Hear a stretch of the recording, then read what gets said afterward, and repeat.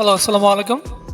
তো আজকে আমরা টেকনো এসপিডি সিপিইউ এমডিএম কীভাবে রিমুভ করতে হয় পার্মানেন্টলি অফিসিয়ালভাবে অফলাইন সেটা দেখাবো।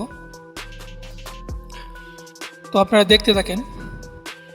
আর এই সলিউশনটা আমরা সম্পূর্ণ ফ্রি দিয়ে থাকবো সবাইকে। আর এই ফাইলের লিঙ্কটা আমাদের ডেসক্রিপশনে দেওয়া থাকবে। হ্যাঁ, সমস্ত ডকুমেন্ট ডেসক্রিপশনে দেওয়া থাকবে।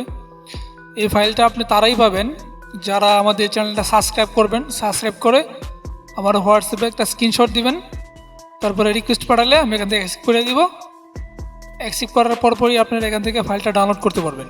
ঠিক আছে, তো আমরা আমাদের ক্লায়েন্টের পিসিতে ঢুকলাম। ঢোকার পর টিমে একটা ব্ল্যাক স্ক্রিন করে নিলাম। এখন আমরা আমাদের যে ফাইলটা যে কাজ করব, ফাইলটা কাস্টমারের পিসিতে শেয়ার দিলাম। তো আপনি ডাউনলোড করে নিতে পারেন, যেভাবে যদি পারেন আপনি সেভাবেই দিতে পারবেন। তো দেওয়ার পরে ফাইলটা বেশি না, 1 MBর মতো ফাইল। তো ফাইলটা চলে গেছে আমাদের ক্লায়েন্টের পিসিতে। তো এখন আমরা আমাদের এই ফাইলটা ওপেন করব। অবশ্য এই ফাইলেতে আমি পাসওয়ার্ড লাগাই দিছি।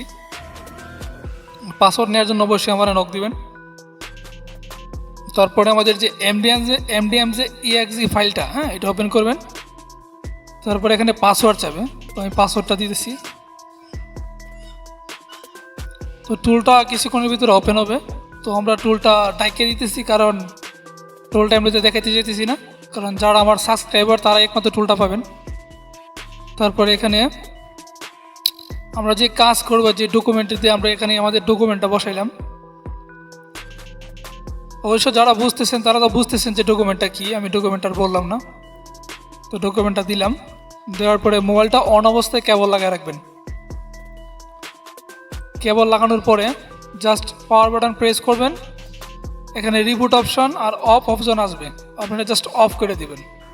অফ করার পর জাস্ট এখানে রাইট IMEI, এই রাইট IMEIতে ক্লিক দিয়ে দিবেন। তো আমাদের কাস্টমার ফোনটা অফ করতেছে, তো অফ করছে। তো আমরা এখন রাইট IMEIতে ক্লিক দিয়ে দিব।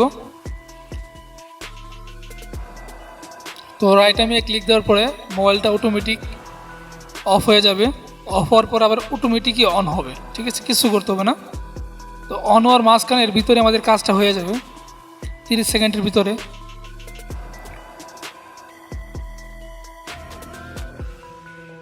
তো আমাদের কাজটা ইনশাল্লাহ হয়ে গেছে। তো এখন মোবাইলটা আপনারা অন করবেন।